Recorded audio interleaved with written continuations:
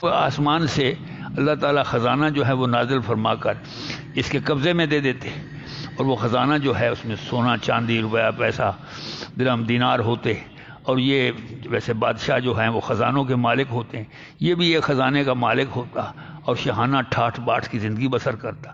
پھر اس کو بازار جانے کی ضرورت نہیں تھی اپنے ضروریات زندگی خریدنے کے لیے، کیونکہ اس کے پاس شاہانہ کر و فر ہوتا اور خدم و حشم ہوتے، نوکر چاکر ہوتے جو آگے پیچھے دائیں بائیں پھرتے، ان کو یہ حکم دیتا اور سارے کام وہ کرتے، آرام سے گھر کے اندر بافراغ زندگی بسر کرتا یا پھر تبلیغ دین کرتا۔ یہ ان کا ایک اعتراض تھا، اس کو خزانہ کیوں نہیں دیا گیا، کنز؟ او تکون لہو جنہ، یا خزانہ نہیں دیا گیا تو او یہ نکل گیا جی۔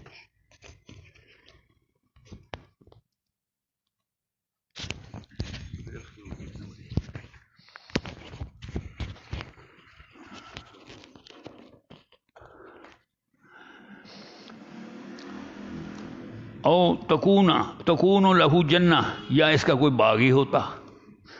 تکون منا ہونا، جنت باغ کو کہتے ہیں، جنات اس کی جمع آتی، یا اور کچھ نہیں اس کے پاس تو کم از کم ایک ہلکا پھلکا کو کھجوروں کا باغ ہوتا یا انگوروں کا، اور اس میں سے یہ کھاتا پیتا، اس کو بازار سے چیزیں لا کر نہ کھانی پڑتی، اپنے باغ کے اندر خود کفالت کی زندگی بسر کرتا۔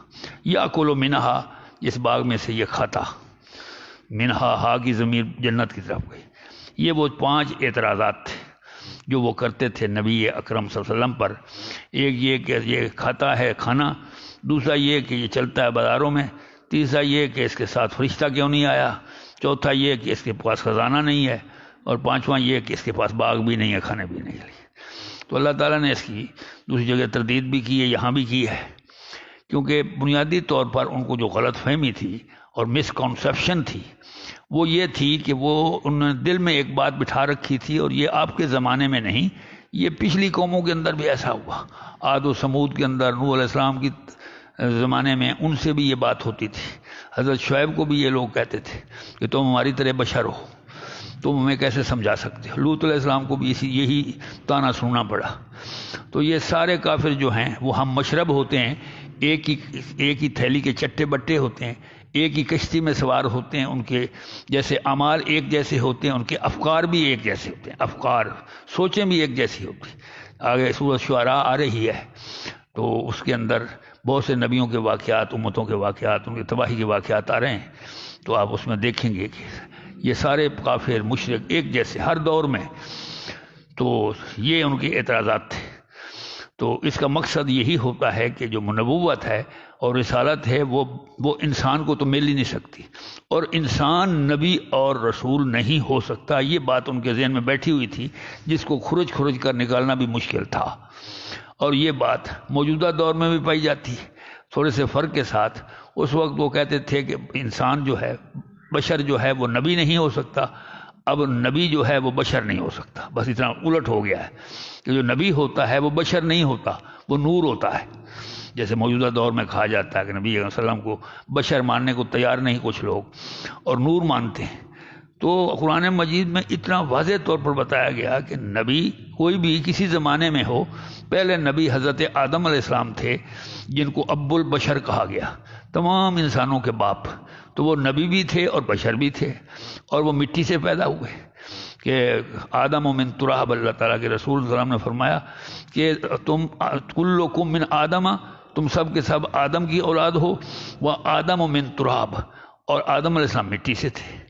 تو یہ قرآن مجید میں بھی، حدیث میں بھی، ہر جگہ یہ بات موجود ہے کہ تمام انسان جو ہیں وہ آدم کی اولاد ہیں، کسی اور کی اولاد نہیں ہو سکتے، اور آدم علیہ السلام مٹی سے تھے، تو اس لحاظ سے ہم سب مٹی سے، ہم خاکی وجود رکھتے ہیں۔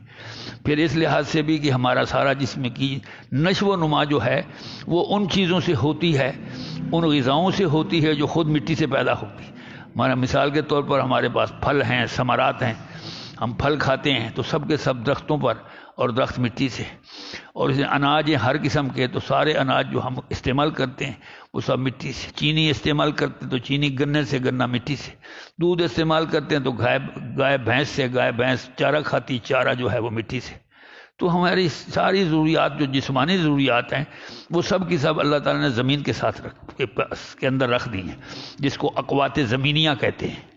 اقوات قوت کی جمع ہے، قرآن مجید میں آیا ہے کہ اللہ تعالیٰ نے 2 دنوں میں زمین کو پیدا کیا اور 2 دنوں میں اس کے اندر اقوات رکھی۔ ایسی ضروریات جو انسان کو قیامت تک کام آنے والی ہیں وہ سب زمین کے اندر رکھ دی۔